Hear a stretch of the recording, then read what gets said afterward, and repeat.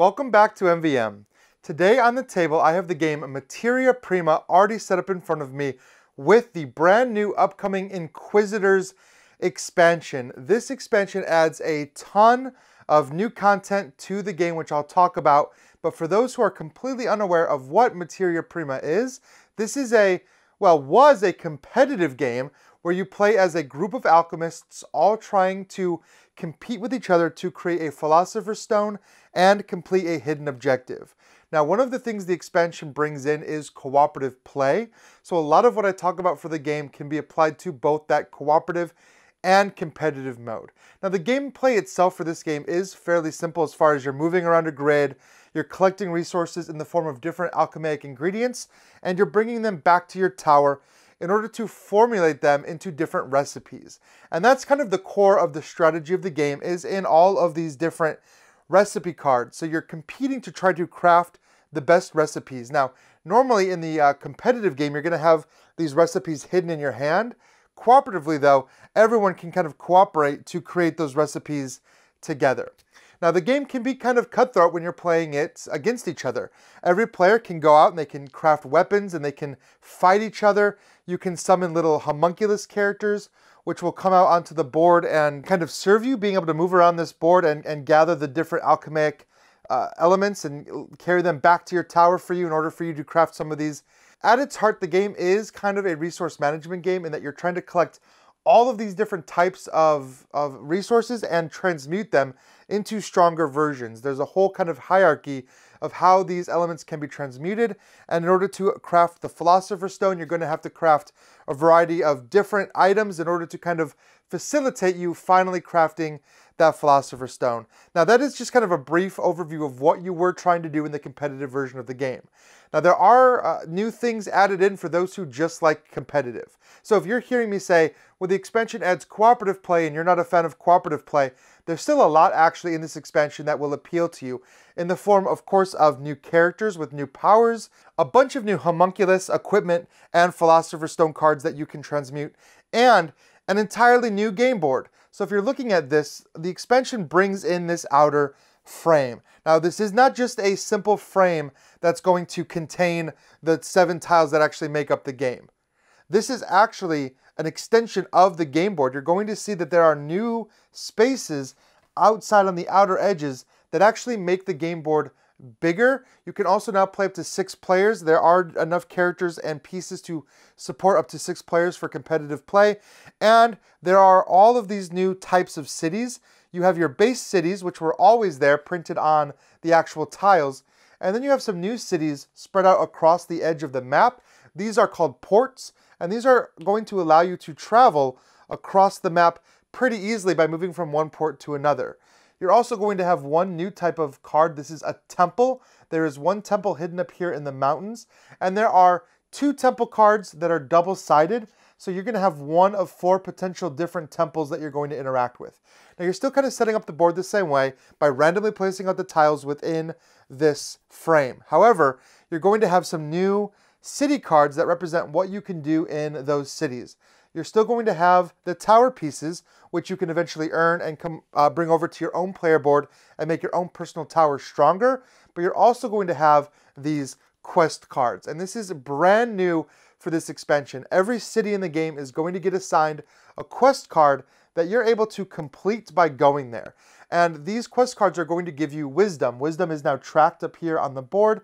Wisdom is ultimately the end goal condition. Whoever triggers the end of the game doesn't necessarily win. You still calculate all of your wisdom. So coming over here to complete these different city quests is going to help do that. Again, that is a brand new element for the expansion that can be used in either version of the mode, cooperative or competitive. It's really cool. It gives you a lot more to do, more cities to explore, and that port that lets you travel. It just makes the game feel a lot better. You can do a lot more of the things you wanted to do within that competitive play. But let's talk about the cooperative play, because I think that's really a draw here with this Inquisitors expansion. Cooperative play introduces a campaign. You're going to be able to play through that campaign over a number of different scenarios. Each scenario is represented by a scenario card, which tells you basically everything you need to know on it. Plus, there is a storybook that's going to kind of give you the story of what's going on with each one of these cards. The basic premise is that you as alchemists are now subject to Inquisition by the Inquisitors. The Inquisitors are coming to this land, and they are basically trying to capture you, for lack of a better term, capture you for being an alchemist. So they're going to be kind of pursuing you around this map, and your goal is to complete this scenario while also avoiding those Inquisitors or possibly fighting those Inquisitors off. So this entire section over here, this entire board is brand new, and this is the scenario board. This is where you're going to keep the city quest cards, you're going to keep some alarm cards that can trigger, and you're going to keep the cards for the Inquisitors. There are 6 different types of Inquisitors in the game, and each scenario is going to use up to 3. The starting scenario here, the prologue, uses A or B. So you're going to have a deck here that's made up of just the A and B cards. The rest of the cards are not used, and you'll see the 2 different types here, the A and B Inquisitors that can come out. Now, playing cooperatively, the goal is still kind of the same. You're wanting to craft the Philosopher's Stone, you're wanting to craft all of these items, and you're wanting to complete your secret objective, and you're doing all of that in hopes of getting wisdom. And you're wanting to complete these story cards as well, again, in hopes of getting wisdom. In cooperative play, you need to complete a certain number of these every certain number of rounds, basically every 4 rounds. If you look over here at the timing board, you'll see round 1, every 4th round is kind of highlighted in red. That's where you're going to look at how many of these cards you've completed versus how many you need to have completed by that time. And that's going to be based on the number of players. So you'll see here, if you get to round 4, the red round, it's going to want you to have completed 1 for a 2-player game and 2 for a 3 or 4-player game. If you have done that, if you have completed that many, you kind of cash them in, they're discarded out of the game, so you do have to kind of start over, but then you're going to get a benefit. If you have not completed that, then the Inquisition is going to get something to act against you. So trying to look ahead and see what you need to complete by the end of every 4 rounds is important because, like I said, you are completely working together in the cooperative mode. This is not cooperative but with one winner. You're all trying to complete the scenario. Either you are going to complete the scenario together or you are going to fail the scenario together. And of course, every scenario is going to have its own in-game, in-goal, and win-loss conditions that are all listed out in the storybook. And they are all connected to kind of tell an overarching story.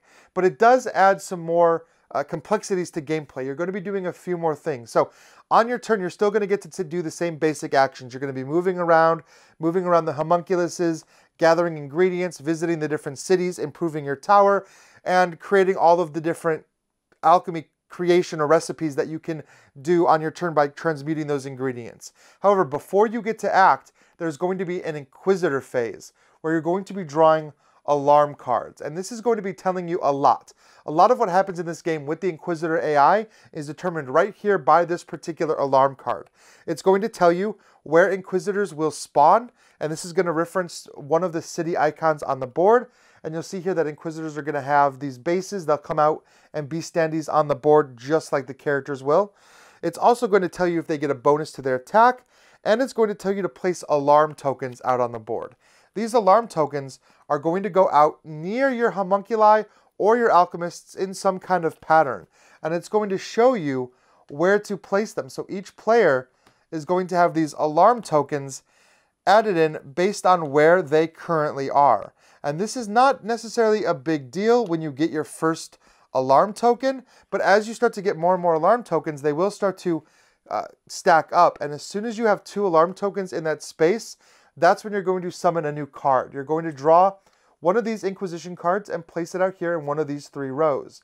Now for this game, we've only got A's and B's, so you're only going to be placing them in 2 rows. However, they do stack. So as you draw these, you're not necessarily adding new figures to the board, but they are getting stronger. So every added card is going to make those figures stronger, and they're going to come out. So if I had drawn an A, which is going to go into the city there, which is Tristigis, you're really only going to have 1 figure of each type on the board, unless you draw an Inquisitor that has a bonus person. There might be a symbol that shows up that's actually going to have you draw another particular Inquisitor of that type and place them out on the board as well. So you can be dealing with more than 2 Inquisitors on the board at any given time, based on how these cards come out.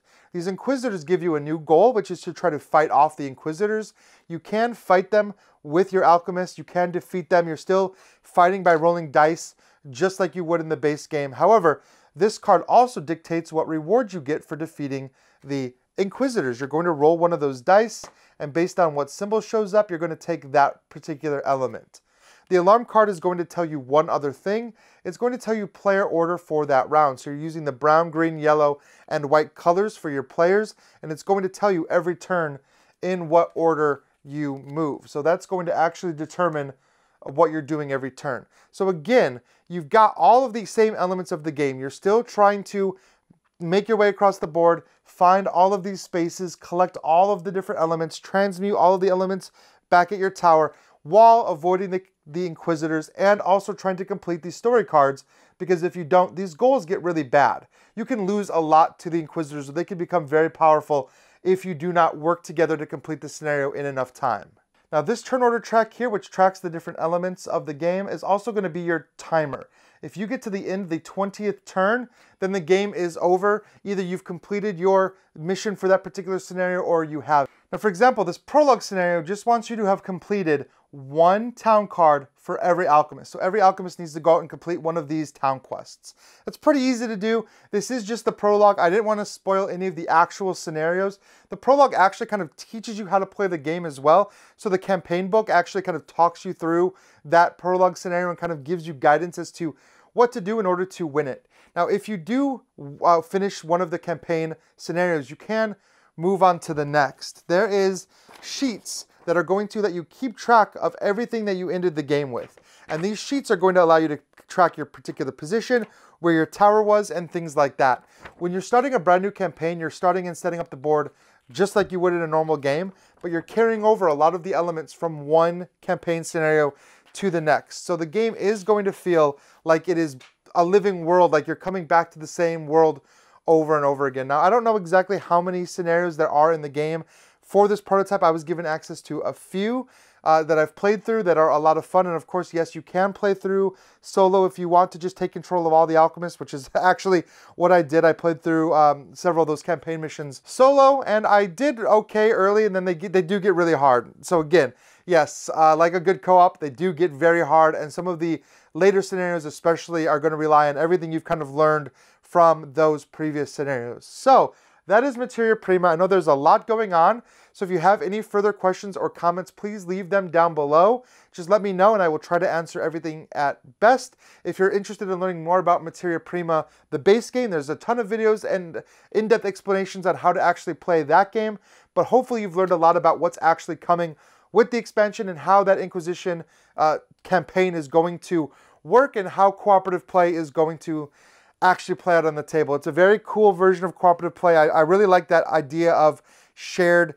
recipes. Anyone can craft a recipe, and every time you get a new recipe to craft, you get to add it to a public row, and everyone can see those, so you can really coordinate at the table who's going to get which of these recipes, who's going to try to complete which of these possible story quests. So again, you're going to need a lot of communication, you're going to need a lot of cooperation, and a little bit of luck in order to beat this campaign. So thank you so much for watching today. As always, please like, subscribe, follow us here at MVM, join us in the Discord so we can have a greater conversation about this and other games. And as always, until we see you again, keep having fun at the table.